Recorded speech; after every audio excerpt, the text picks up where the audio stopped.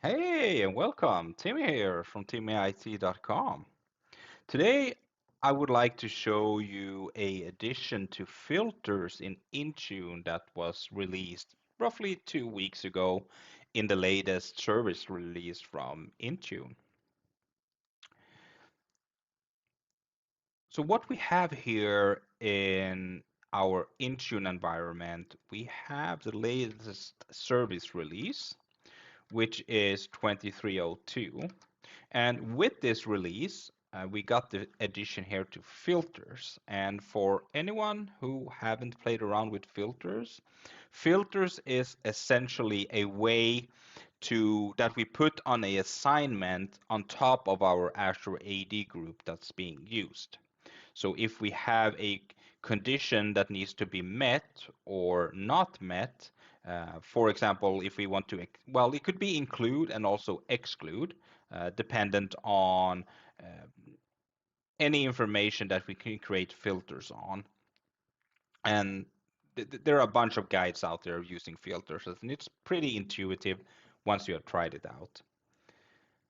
The addition that we got here in the latest service release was this tab here, which is the associated assignments tab.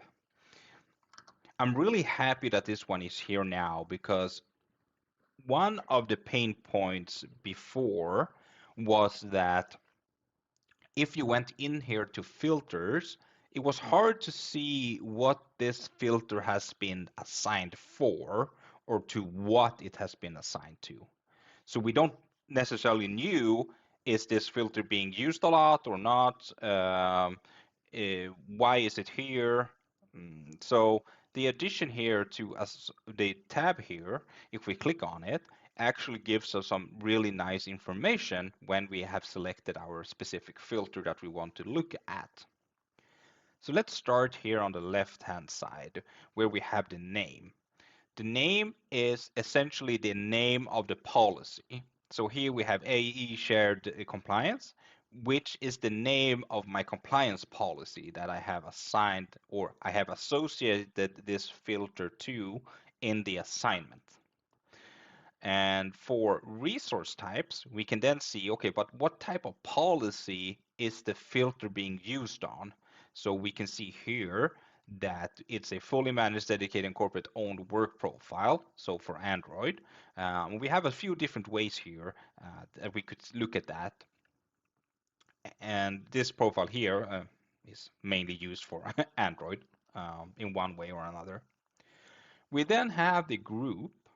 The group here is the Azure AD group the policy has been assigned to. And then the filter mode is an include or exclude, depending on what the filter has been targeted to do. Is the filter assigned as an include or an exclude?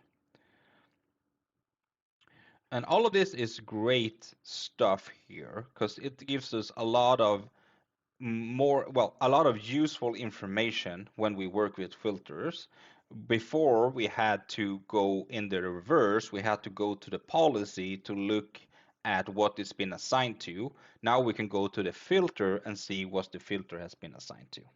So I really like that. The name here as well, as you can see, is highlighted. It's actually a link. So if I click on the policy here, I actually get redirected directly to the policy. And this is also something I really like because that means less clicks here in the UI. I can just go to the policy directly. However, with this release, one thing that I'm actually missing is doing this in the reverse. So meaning that if I go to the policy here and then go and look at my assignment, I can't click on the filter to go back to the filter. I would really like to be able to do this because now if I'm looking here at let's say I go into the policy, I find which filter is being used and I want to look at the filter. I now need to navigate back to tenant administration, filters, find the filter I was looking for to actually see what's going on with the rule syntax, for example. But if we can do that as in reverse here, if I can just select the policy um, and just do it from here, that would be, well, very helpful. Less click in the UI. So a bit more user-friendly, for sure. However, we also have one more thing that I'm kind of lacking here in the UI, but luckily for us, we can actually solve this by using PowerShell and Graph API. And that is if we, for example, now we can go through each filter to look at what's been assigned to it or how it's being used, and that's great. But when we have a lot of filters, that still means that we need to click through every filter and have a look at them if we want to see what's being used and what's not being used. Let's say you have a maintenance schedule, you need to, well, you want to do some cleanup. You have a lot of filters, you want to clean something up that's not being used maybe, then you have to go here and click through every filter to figure out what's been assigned and what's not been assigned.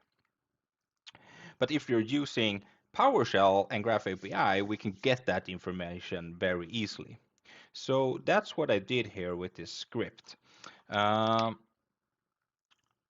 so first of all, we're going to use the Microsoft Graph Intune module. So if you haven't played around with the module before, I have a few blog posts on that. It's a module that hasn't been updated for a while, but it still works really well. So that's why I still keep using it for small tasks like this. So we need to first install the module, then we need to import the module, of course, and we also need to be sure that our user that we are using has the correct permissions in our Azure tenant as well. Because if we don't have the correct permissions to get the information, we won't be able to retrieve anything either. But let's just connect to the Microsoft Graph here.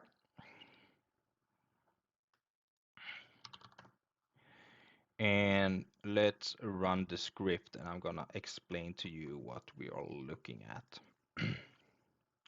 So what the script does here, it gathers all the filters that we have and goes through each of one of them and lists out how many assignments does a filter have and what has it been assigned to.